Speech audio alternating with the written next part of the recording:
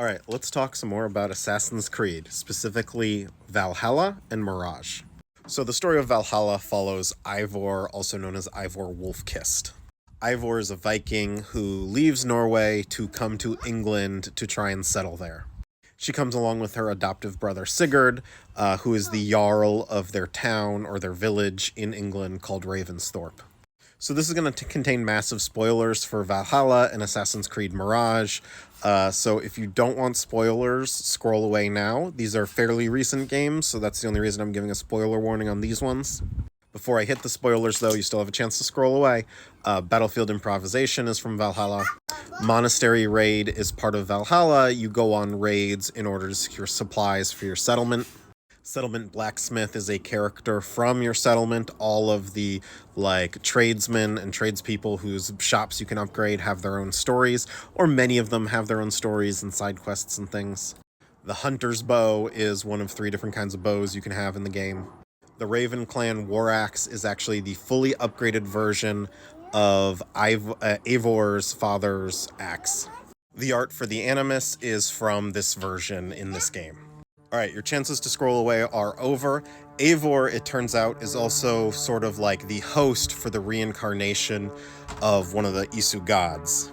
So we talked before about Aita, who was the sages up until this point. He appeared in both Black Flag as a reincarnation and in Assassin's Creed Unity. Well, now we're introduced to a different group of Isu, the ones that inspired the Norse gods rather than the Greek or Roman gods. And in fact, the Norse are rivals to that version of the Isu. So Eivor is actually possessed by Odin, or Huvi, the Allfather. She can go on vision quests where she sees the mythological version of events, which is basically just how her brain is interpreting all the high technology and things she's seeing in the memories of Huvi. And in those memories, we in fact meet some of the other Isu that we already knew, Jupiter, Minerva, and Juno. Except she envisions them as Jotuns. They are ice giants. I thought that was a pretty cool twist on the concepts presented so far. Surtur, likewise, would be just a different faction of Isu.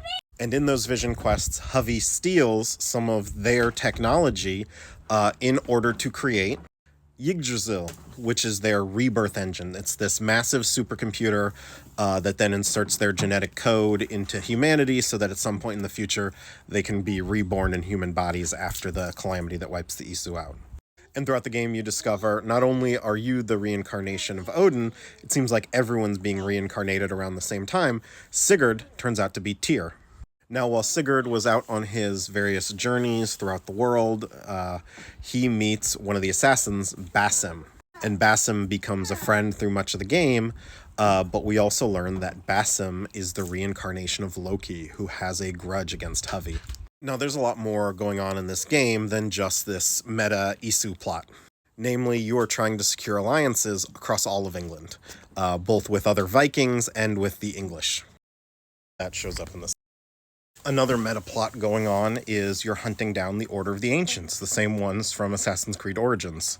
And you actually wipe them out, and at the end of the game you realize your ally, who has been helping you wipe them out, was actually their leader, but he has decided they're too corrupt, they're not doing the right things. And he founds a new group in their place, the Knights Templar. Now, Basim, Eivor, and Sigurd's quest eventually leads them back to Yggdrasil, where Basim is defeated and he's sort of left on one of these little carrying arms that preserves him. In the present, Layla Hassan comes to find him, and they end up switching places. He ends up getting the staff in order to escape because the place is heavily radioactive by this point in time, and Layla gets uploaded to the Yggdrasil supercomputer, where someone who sounds exactly like Desmond Miles has sort of taken this digital avatar form. And so what we see here with the Aesir Escape Valhalla is we see the World Tree, we see Eivor and Huvi, and we also see Desmond and Layla, and they are going to try and avert some new calamity. And Desmond has not been able to find a way around it, but Layla suggests going back further in time. What if we change some of the decisions Desmond made? Which is interesting because it gives the implication that perhaps the modern day story we've been playing is just one of many possible timelines that Yggdrasil has been playing out. Maybe this whole series so far has been the Isu gaming out the future. Anyway, it'll hurt your head if you think about it too long. Mirage, I believe, started as like a DLC for Valhalla before being spun off into its own game, and it stars a much younger Basim before he has sort of embraced Loki. So whereas Eivor ultimately rejects Hovey and locks him away in her mind, and Sigurd sort of gets like a fractured version of Tyr because he gets tortured mid-game a lot. The big twist in Mirage is that Basim just fully accepts Loki and they sort of fuse into the same person, which is the Basim we meet later, and ultimately the Basim that exists in the present of the Assassin's Creed timeline. Now, just like in Norse mythology, Hovey did Loki wrong in the past. Loki was in love with an Isu from a different civilization. They had multiple children together, like Fenrir, and Basim wants to bring them back.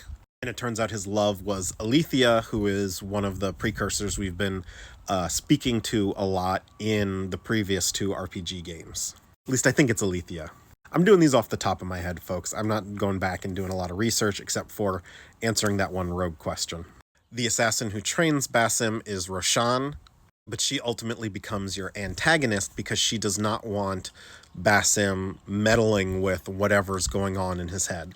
It's not super clear if she knows that Basim is like a reincarnation, and we also learn that like beneath Alamut, the place from the very first Assassin's Creed, where the Assassin's base was there, this is, a couple centuries ahead of that, but beneath it was another Isu temple or site, and it turns out to be the place where Hovey maybe imprisoned and tortured the Isu version of Loki in the past. Now, the reason Loki is able to reincarnate is if you do side quests throughout Valhalla, you get glimpses of this past memory, and Loki breaks in just as all of the other Isu are uploading themselves to Yggdrasil, and kills one of them and takes their chair and uploads himself instead.